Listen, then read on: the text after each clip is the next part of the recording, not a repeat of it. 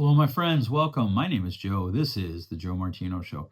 And today I want to talk to you about what happens when all or nothing thinking wraps itself around our discomfort for having our beliefs challenged and cancel culture comes knocking.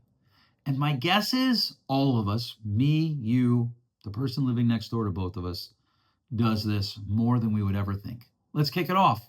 This is the Joe Martino Show. You're listening to The Joe Martino Show, a podcast dealing with all things emotional, relational, and human nature. Joe is a licensed counselor in the state of Michigan, specializing in relationship therapy. He is also the author of the book, The Emotionally Secure Couple. All advice offered in this episode is offered for entertainment and educational purposes only. Enjoy the show. Hello, my friends. I hope today is going well for you. Wherever today is, I hope you're doing well. I hope you are enjoying our transition into fall. I have to tell you, I'm really excited about fall being here. I'm really excited about the cooler weathers. I love summer. Don't get me wrong. I love summer. I actually don't mind the heat too much. As I get older, I find it harder to get warm when it's really cold. So I tend to not like winter as much. I think some of that is because I am old and I do have arthritis, or I'm getting older and I have arthritis from some different things, with the joints and whatnot. But man, do I love fall. I love the cool, brisk mornings. I love the cool evenings. I love sleeping in that type of weather.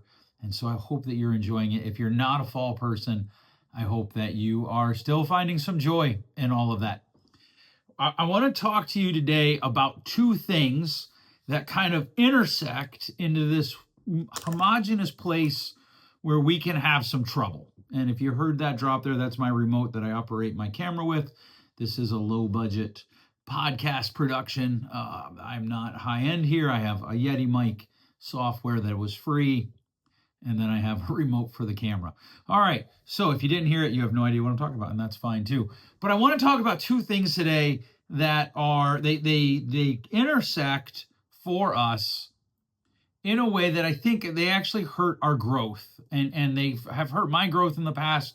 I know people whose growth they've hurt, and that is our discomfort with hearing things that contradict our beliefs, or our unwillingness to be uncomfortable in questioning our own beliefs, and our seemingly unwillingness or incapability of recognizing that many of us engage in cancel culture without maybe meaning to. We engage in cancel culture without intending to, and we might even decry kind of cancel culture at large, but we don't decry it. We don't root it out in our own life. And I want to talk about that today. I want to talk about how does that affect us, and what causes, does that help us to have a healthier life or a less healthy life?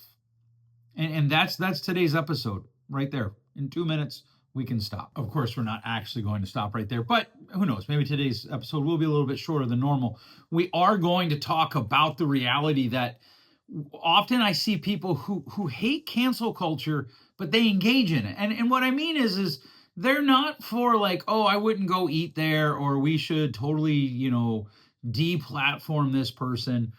But they are very cancel culture-ish when it comes to how they interact with things.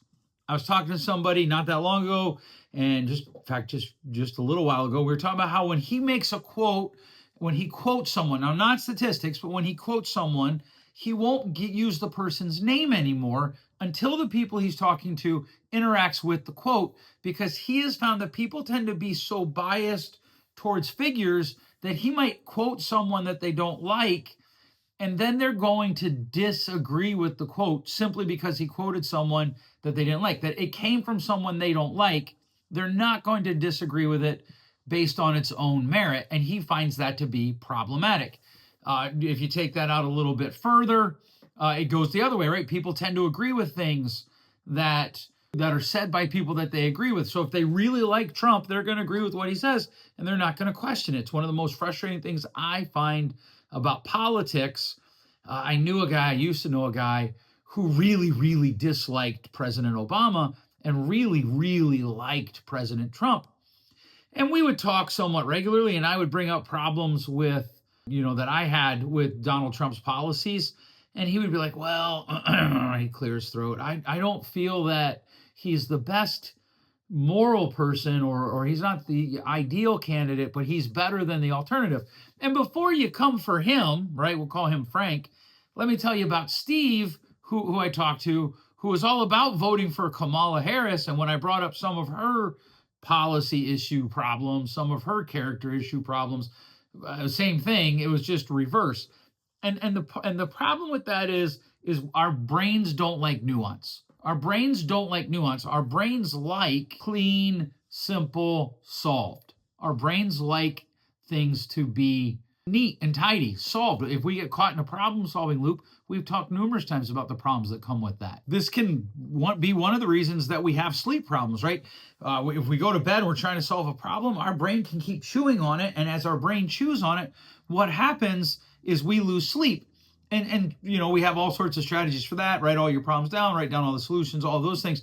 But what happens is we start to view having the disconnected information or the unsolved problem as the problem. We start to view the disconnect as the problem rather than viewing our inability to tolerate it as a problem. And a little bit of this is rooted in all or nothing thinking, right? I've said this before.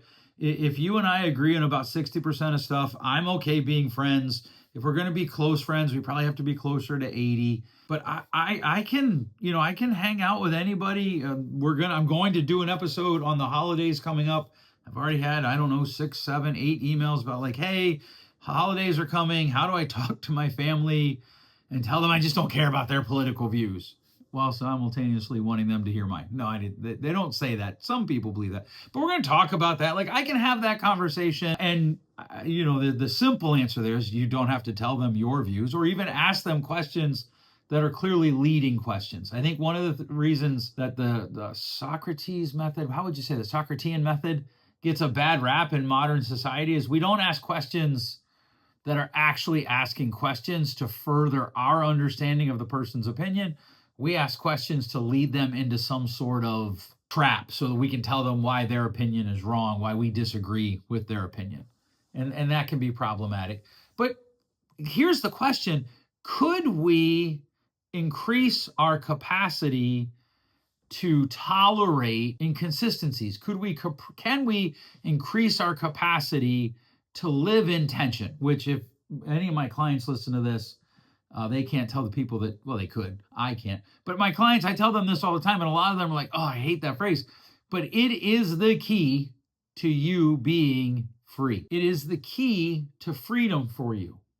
Because what happens is the reason that we struggle right now is when somebody challenges my beliefs, a lot of times my response is defensiveness. And some of that is we struggle with identity, right? So we have this all or nothing thinking. We have to agree on everything. And then we have this idea that my identity is wrapped up in my beliefs. What I do is wrapped up in my beliefs. I've told you the story about an intern I had who couldn't believe something I said in grad school. And she's like, but you're a counselor. You can't say that. I was like, well, first of all, I wasn't a counselor then. I was a student. But secondly, counseling is something I do. It's not who I am. It's something I do. And so I could say that and still be a counselor. And so she had her identity wrapped up in what she did. And we do this with all things, a lot of things. We certainly do it with our religious beliefs. If you want to see people get defensive, question people about their religious beliefs, whether they are pro-religion or anti-religion. Like, my atheist friends don't get a pass on this. And I have quite a few atheist friends. I have a lot of agnostic friends. And they don't get a pass on this. I ask them the same questions I ask my church friends. I have people in my own church who do not talk to me, give me a stank eye when we walk by each other in the grocery store. For locals, that's Myers. Right? They give me the stank eye because I question what they do. There's one guy that runs a ministry. I question what he does. I question if he should be allowed to run that ministry because I don't think he meets the qualifications. And then people get all upset because I'm questioning something and I'm bringing hardness to their life. I'm bringing difficulty to their life. And I know that. And I don't like it. I'll be really honest. I don't like it when my kids are the biggest source of bringing difficulty to my life because they see it all and they'll question me, right, Dad, right there. And I'm like, that's your. But we have to embrace that difficulty if we're going to be as mentally and emotionally healthy as we can. And some of that mental and emotional healthiness comes from our ability to just have people question us. And here's the thing. I can have a whole conversation where people question my beliefs and get to the end of it and still believe what I believe and just tell them we just disagree. And I'm totally okay with that. Totally. I cannot tell you how okay I am with that. I don't care. That's totally fine. You think that deer hunting is bad and you are and you still eat meat, I think you have some really big consistency problems. But I don't care. Like, we can talk about it. Now, if you've been listening for any amount of time, if you just started listening just a few weeks ago, I did something called the rule of three. I'm still probably going to use that, right? Which is where we all both get to say our side. And then after 2 or 3 times, I'm just kind of done. But here's the thing. If you want to get more comfortable with your beliefs being questioned, you're going to have to surround yourself with people who are able to question your beliefs and you don't lose your mind. It's just like any other muscle. It only gets stronger. We only increase its dexterity. We only improve its ability to help us by using it. And one of the things that we do, and this is where cancel culture comes in, one of the things that we do in our society is we tend to disengage from things that we disagree with. If we're having a conversation with someone and we disagree with them, we stop engaging them. Now, we might agree on a whole bunch of stuff, but then we just stop. Or if they question, well, why do you go to church? And look, I tell people this all the time. I upset people. I have some friends who tell me, I'll tell them something I believe, and they'll say to me, how can you be so smart and be so dumb to believe that? And then the very same belief I'll tell my other friends, and they'll be like, how can you have friends who would question you on that? Well, because I think that's healthy. I think that's what I should be aiming for. I wasn't always like that, though. There was a time in my life where I totally engaged in the cancel culture. If you didn't agree with me, okay, fine. And I realized that is not healthy. That has something that has to change. Now, this starts with intentionality. So I read books from people that I don't agree with. It's one of the reasons, if you know me and when we start talking about books and you, hey, did you read this book? I'll be like, well, tell me what you know about that author's worldview first, because I want to know the author's worldview before I engage in an intentional conversation with them. I want to know an author's worldview before I start consuming their material. It doesn't mean that I won't consume their material if we don't share the same worldview, but it does help me to frame the conversation better in my own mind and my own interactions. I'm reading a book right now by a guy who is talking about big data. And I would disagree with how he's using the data. He's proving a lot of correlations, but he's stating them as causations. And if I ever met the guy, that would be the conversation that we would have. It doesn't mean I'm going to DNF the book. For non-book people, that means do not finish. Right? It doesn't mean I'm going to DNF the book. In fact, I'm going to finish it, but I'm going to finish it and I'm going to look at it understanding I'm not sure that this guy and I come at this from the same idea. I'm going to engage it. He's questioned some of the things that I've done, which is fine, right? And then that bleeds over. When I can do that with books and I can go to sleep just fine. When I can do that with books and I'm just fine. I can turn around and I can do that with people. Now, there are some things that I believe that I hold very dear and tight. And when people are adamant on the opposite side of those, especially when it involves other humans, I get pretty upset sometimes. But even that, like, you can have an emotion and still respond a certain way. And when I can respond with kindness to these people, what happens? What that does is it creates in me the opportunity to improve my ability to tolerate the distress of having my beliefs questioned. Because then I'm not engaging in cancel culture, I'm engaging in relationship building culture. When I can purposely, when I read books, I listen to podcasts. Now, I want to have a balance, but when I read books and I listen to podcasts of views that I know are going to come at a problem, or at least the solution to a problem completely different than me, that's good, because then I can ask myself, why do I think they're wrong? Why do they think I'm wrong? Is there objective truth that I can put my hand on here? And right there, that statement, some people are like, there's no such thing as objective truth. Oh, okay, then let's talk about that. One of the things that I tell parents all the time is that there are 3 words that can improve every relationship they have with their kids, but it can improve every relationship. That is, tell me more. But you have to be sincere about that. Okay, so look, you think I'm wrong? Awesome. Tell me more. You think that, it doesn't matter. I'm trying to stay away from things. But you think that this political thing is good or bad, and I think it's the opposite. Tell me more. Tell me more. And when you do that, the more you do that, the more you stretch your ability to be able to interact with people around you. And this keeps you from creating an echo chamber of people that just tell you what you want to hear. And it helps you to grow because we're complex humans. We're different people. I have one friend, and she's probably far more liberal than me. I don't know for sure. We're not that type. We're not that close.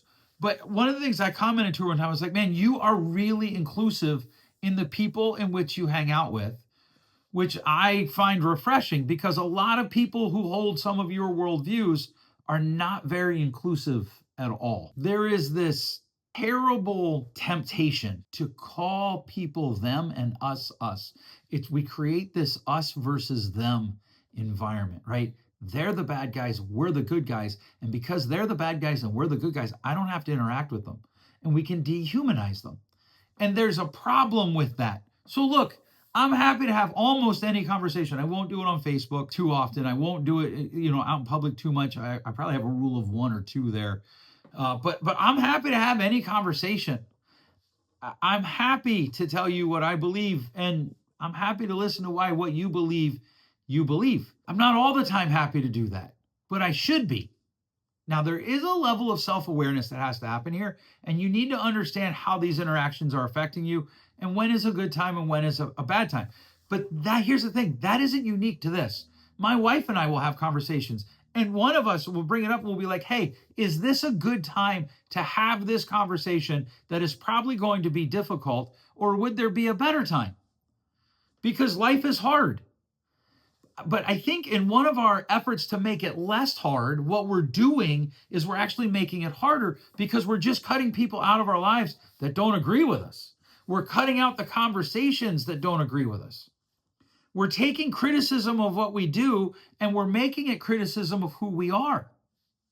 And the only way to turn that tide backwards is to purposely engage with ideas, books, podcasts, newspapers, magazines that we know we don't agree with, and move forward and engage the ideas. Recognize the human behind the ideas. When you can see the human behind the ideas, you're less likely to Disneyfy them as a villain, right? Because one of the things that happens is we're at a place where we're so divided because we can't talk to anybody anymore. Every opinion is a moral one. Every opinion. I think that rye toast is the best toast. I can't believe you hate wheat toast. Why do you not want wheat toast to have its place? That's how we argue. That's how we debate. And it's not just, in the world, it's bleeding into the church, which, by the way, I have launched TikTok, TikTok.com, hidingbehind.God. I'm not sure why it did that, but that's what it did. So that's what we're going with right now. If you can't find it, you can find me. I am Joe Martino. Or if you search Hiding Behind God, it'll come up. But, I talk about the hard stuff there. But it's not just church. It's easy to pick on church. Let's talk politics. Let's talk how we should run our schools. Let's talk about what's going wrong in our schools. Let's talk about what's going right in our schools. And let's have the hard conversations. Let's talk about youth sports. When I criticize youth sports, people act like I'm criticizing them. No, I'm criticizing youth sports. Yeah, but we engage in youth sports, so you're criticizing us. Nope, still not accurate. I'm criticizing youth sports. Well, okay, but we do what you're criticizing. Okay, then I'm criticizing something you do, and you can criticize me. I had somebody one time, I ran into him at the local grocery store, Mars, and they did not like that I was wearing, it was summer, and I had a button-up shirt, but the sleeves had been cut out intentionally. I bought it that way, and clearly didn't like that. Stopped me to tell me why they thought that a grown man my age, shouldn't do that. Okay. I don't agree, but okay. So we start with intentionality. We add self-awareness to it, but then the intentionality has to bleed all the way through to the third step, which is we make sure we're engaging with either the actions or the ideology, not the identity. We're engaging with the actions or the ideology, not the identity. So we're not calling that person, we're not attacking who they are. We can attack what they do. We can attack what they say. We can say we don't believe it. I'll give you one. I think the use of Christian nationalism is almost silly to how broad that has gotten as an accusation. Like it's just an argument stopper.